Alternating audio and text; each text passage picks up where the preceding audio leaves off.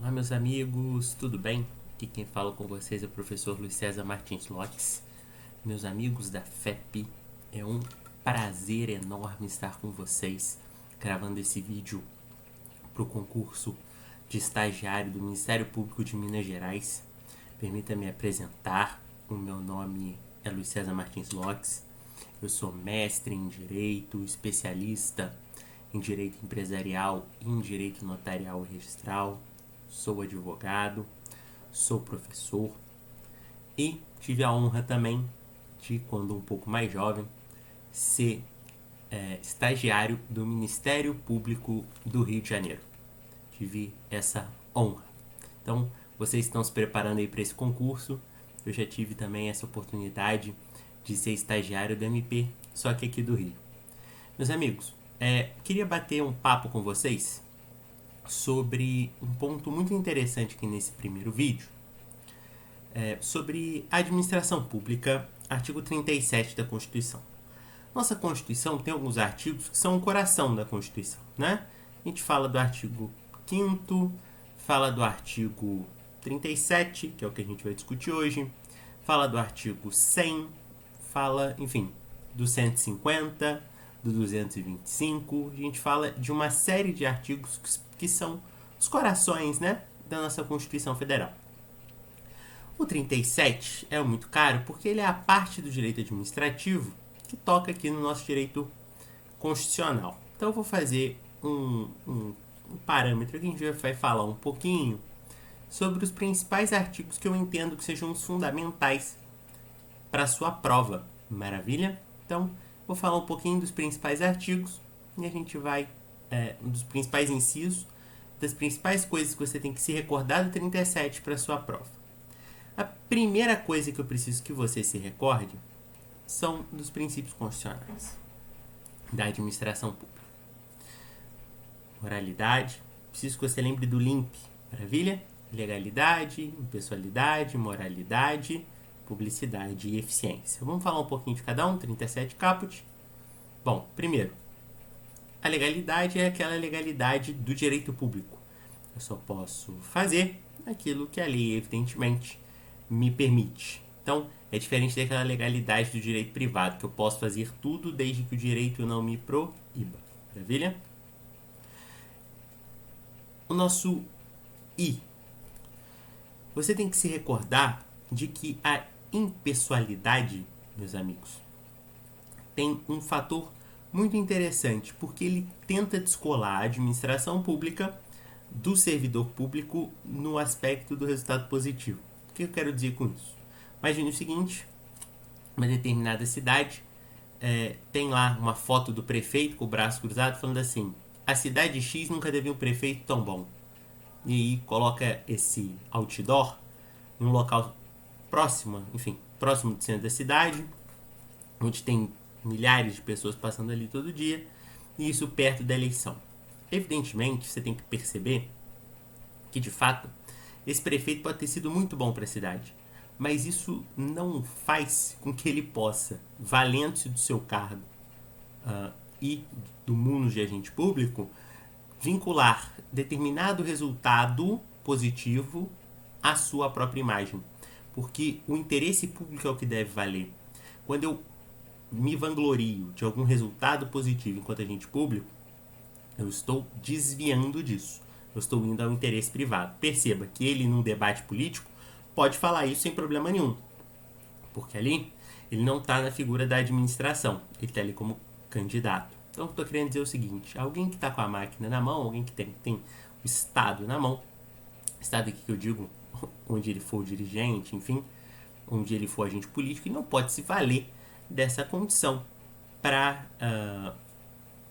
vincular o positivo da administração pública à sua própria imagem. Isso seria afrontar o princípio da impessoalidade. O mesmo acontece com slogan político quando se confunde com política de Estado. Então, lembre da impessoalidade nesse sentido. A moralidade administrativa. Moralidade administrativa é a regra, perfeito? Basta você se recordar dos atos de improbidade administrativa. Os atos de improbidade administrativa, claro, são vedações que a lei impõe, mas também não compõem um ato que seja moral, ou seja, não compõem uma moralidade administrativa que é necessária. Basta você pensar, por exemplo, na hipótese de alguém que favorece terceiro a se beneficiar de um procedimento licitatório. Essa pessoa, evidentemente, está agindo de forma errada, claro. Ele está cometendo um crime. Ele está cometendo um ato de improbidade administrativa. Mas ele também viola a moralidade administrativa. Porque o interesse público, ele também tem uma noção, além da legalidade, também da moralidade. Esse ato, evidentemente, sobre a luz da moralidade administrativa, não é moral. Vamos para a publicidade. A regra da administração pública, meus amigos, é que os atos sejam públicos, ou seja, que eu possa acompanhar o que a administração pública faz. Basta você pensar, você vai na prefeitura da sua cidade e vai fazer a requisição dos termos de um contrato administrativo que foi feito para comprar, enfim, basta você pensar aí, cadeiras para uma escola, mesas para um teatro municipal, não importa. Você tem direito a saber porque essa informação é pública, lidou-se com direito, lidou-se com dinheiro público. A questão mais central da publicidade são as exceções. Nós temos atos que não são públicos. E basta você pensar novamente nos atos que não são públicos. Por exemplo, processo das varas de família, dos processos que envolvam crimes contra a dignidade sexual, em caso de soberania da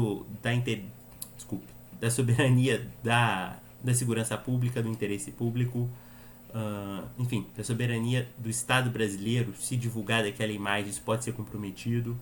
Basta você pensar nessas hipóteses, maravilha? Aquelas são claramente exceções. Imagina que o Brasil está numa guerra, vai fazer um procedimento licitatório para comprar, sei lá, arma de fogo. Em razão disso, o procedimento é público. Imagina, o Brasil está num conflito. Não vou chamar de guerra, porque guerra tem um sentido jurídico muito específico, mas num conflito. E aí vai comprar arma, fazer licitação para comprar arma. Imagina se ele torna público. O inimigo vem, olha e fala, que absurdo, o Brasil está comprando essa arma? Bacana, então vamos comprar uma melhor. Fechou?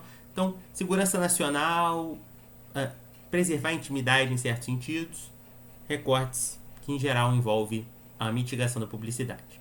Perceba que isso não se encaixa no conceito do portal da transparência, porque a remuneração de servidores públicos, o Supremo já reconheceu que a sua divulgação não viola a intimidade. Maravilha? É direito do cidadão saber quanto ganha o servidor público, para ver se o dinheiro de fato está sendo bem utilizado. Além disso, os gastos dos parlamentares também podem ser amplamente acessados pela população. Show? Por fim, eficiência.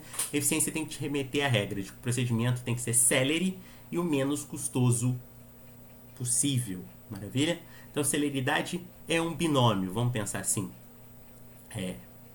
Eficiência, perdão, é um binômio. Vamos pensar assim. Celeridade e celeridade. A celeridade junto com o bom objetivo conquistado. Então, o procedimento licitatório ele é eficiente quando? Ele é eficiente quando a administração pública consegue chegar naquele resultado, óbvio, somado a uma boa consecução, não teve vício, conseguiu chegar tudo bem, não teve ilegalidade, o procedimento correu da melhor forma possível, ganhou realmente a melhor proposta. Fechou? Vamos falar um pouquinho agora de um outro inciso importante do 37, que se refere ao inciso 1. Os cargos, empregos e funções públicas são acessíveis aos brasileiros que preenchem os requisitos estabelecidos em lei, assim como os estrangeiros na forma da lei. Perceba que, na realidade, aqui eu consagro o princípio do concurso público, né? O concurso público ele vai ser amplamente acessível às pessoas. A grande questão, e aqui tem que ficar bastante claro para você, é que o concurso público ele também pode ser feito por estrangeiro. Perceba que alguns cargos são privativos de brasileiros natos.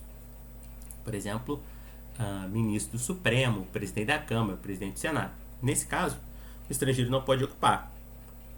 E esses cargos também, você tem que se recordar que eles, todos esses casos que eu falei, eles não se dão por concurso público, eles dão por nomeação. Então, se tiver uma lei que fale que determinado cargo público só pode ser acessado por brasileiro, vai estar especificado na lei. Maravilha? Outra coisa que eu preciso que você se recorde é o inciso 3. O prazo de validade do concurso público é de 2 anos, podendo ser prorrogado por mais 2. Maravilha? A regra é de 2 anos, podendo ser prorrogado por mais 2. Outra coisa que eu preciso que você se recorde. As funções de confiança exercidas exclusivamente por servidores ocupantes de cargo efetivo e os cargos em comissão a serem preenchidos por servidores de carreira nos casos, condições e percentuais mínimos previstos em lei, destinam-se apenas às atribuições de direção, chefia e assessoramento. O que ele está falando? Que as funções de confiança, exercidas exclusivamente por servidores ocupantes de cargo efetivo, e os cargos em comissão a serem preenchidos por servidores, meus amigos, eles vão se destinar a 3 funções: direção, chefia e assessoramento. Maravilha? Outra coisa que eu preciso que você se recorde, que é garantido ao servidor público civil o direito à livre associação sindical. Ao servidor público civil. Maravilha? Outra coisa, o direito de greve do servidor público vai ser exercido nos termos da lei. O que é isso, hein? Nos termos da lei. Vocês têm que se recordar que não existe uma lei de greve do servidor público. Então, já existiu um julgamento famoso supremo, onde se julgou um mandado de injunção e uma ação direta de constitucionalidade por omissão, no sentido de que, enquanto essa lei não for editada, aplica-se o regime jurídico da greve do particular. Maravilha? Outra coisa que eu preciso que você se recorde é que a lei, no inciso 8, vai reservar um percentual de cargos e empregos públicos para as pessoas portadoras de deficiência e definirá os critérios de sua admissão. Isso é uma norma constitucional. Existe, então, a vaga de reserva de concurso público para pessoas com deficiência, é uma norma constitucional. Outra coisa que eu preciso que você se recorde, que é bastante: os vencimentos dos cargos do Poder Legislativo e do Poder Judiciário não poderão ser superiores aos pagos ao Poder Executivo. Isso, geralmente, quando esse inciso cai, ele cai assim mesmo, desse jeito. Então, por isso que você decore ele, maravilha? Bom, outro inciso que eu já vejo bastante cair, e esse é o famoso, são as vedações aos regimes de acumulação de cargos públicos. Então vamos lá. Primeiro, o que é possível acumular no inciso 16? Perdão, desculpe. Não tome susto não. Não tome susto não. Tá? Vamos lá. Inciso 16. É vedada a acumulação remunerada de cargos públicos, exceto quando houver compatibilidade de horários, observado em qualquer caso o disposto no inciso 11. Então, perceba.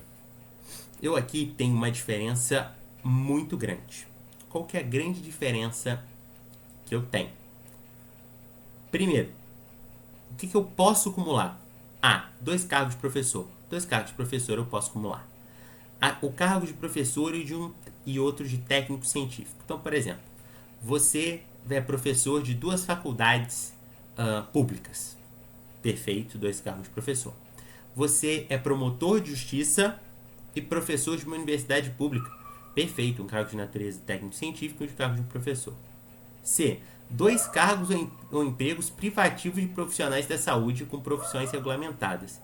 Perfeito, você é enfermeiro e exerce outra função como profissional da saúde. Perfeito, pode também. Desde que essas profissões sejam regulamentadas. Então vamos supor que você é técnico em enfermagem, pensar aqui, ou melhor, você é enfermeiro e é nutricionista. As 2 profissões regulamentadas são da área da saúde, você pode exercer sem problema nenhum. Fechou? Essas são as regras da Constituição Federal. Perceba que existe em algumas outras constituições estaduais ou Estatuto de Servidores Públicos estaduais, no sentido de considerar, por exemplo, 2 cargos de médico, aí é por conta do ente da federação. Mas a regra são essas aqui que eu te falei. Outra coisa importante é o 17. A proibição de acumular estende-se a empregos e funções e abrange autarquias, fundações, empresas públicas, sociedades de economia mista, suas subsidiárias e sociedades controladas, direta ou indiretamente, pelo poder público. Fechou? Então, eu também vou estender esse entendimento para a administração pública indireta em geral, além das subsidiárias. As subsidiárias aqui das sociedades de economia mista e das empresas públicas. Fechou? Bom, outra coisa que eu acho importante falar do 37, para a gente não alongar muito aqui a nossa conversa. O que eu acho que é interessante você perceber do 37 é também a questão do teto, maravilha? Do teto constitucional. Pra gente fechar esse nosso primeiro encontro, que eu tenho outro vídeo com você falando de juizado especial criminal, maravilha? Então, vamos lá. O inciso 11. A remuneração e o subsídio dos ocupantes de cargos, funções ou empregos públicos, só uma rápida diferença aqui, olha, perceba o seguinte. O servidor público é aquele que tem regime estatutário, aquele regime estatutário mesmo, do quadro do regime jurídico único. Aquele sujeito se submeteu ao concurso público, que não tem a relação de trabalho com base na CLT, vai ser no estatuto, que observa o teto, perfeito? Que tem estabilidade, fechou? Isso é um ponto. Eu tenho um empregado público. O empregado público é aquele empregado que trabalha naturalmente sem o regime da estabilidade, mas que se submete a concurso público, que em boa parte das vezes se submete ao teto e que tem a relação de trabalho regida pela CLT. Fechou? Esse é o empregado público. Portanto, essa é a diferença. Geralmente, os empregados públicos não têm estabilidade, evidentemente não têm estabilidade, e a eles geralmente trabalham em sociedades de economia mista e em empresas públicas. Fechou? E geralmente as empresas públicas e sociedades de economia mista prestam atividade ou exercem atividade econômica. Então, por que eu estou falando isso? Olha o que ele fala. Autárquico fundacional dos membros de qualquer dos poderes da União, dos Estados, do Distrito Federal e dos municípios, detentores de mandato eletivo, de mais agentes públicos, então ele está colocando no teto os parlamentares. E aqui, olha o que ele fala. Ele já começa falando assim: incluídas as vantagens pessoais ou de qualquer outra natureza, não poderão exercer o subsídio mensal em espécie dos ministros do STF. Então, o teto é o salário. É o salário, não. É a remuneração, perdão, dos ministros do STF. Essa é a cabeça. Aplicando-se como limite nos municípios o subsídio do prefeito. Então, nos municípios o subsídio do prefeito. Nos estados e no DF, o subsídio mensal do governador. Fechou? No âmbito do Poder Executivo, o subsídio... no âmbito do Poder Executivo. Fechou? Os subsídios dos deputados estaduais e distritais, no âmbito do Poder Legislativo, e os subsídios dos desembargadores do Tribunal de Justiça, limitado a 90 inteiros e 25 centésimos% do subsídio mensal em espécie dos ministros do STF. No âmbito do Poder Judiciário, aplica-se esse limite também aos membros do Ministério Público, aos procuradores e aos defensores públicos. E está te falando. Então, vamos voltar aqui. Poder Executivo Municipal, Prefeito. Poder Executivo Estadual, Governador. Beleza? Você não ouviu o termo Presidente da República aqui. Aí ele vira e fala que nos estados, o subsídio dos deputados federais e o Poder Judiciário do Estado, dos desembargadores do Tribunal de Justiça, limitados a 90,25% do subsídio mensal em espécie dos ministros do Supremo, aplicável esse mesmo limite ao MP, aos membros do MP, aos procuradores e aos defensores públicos.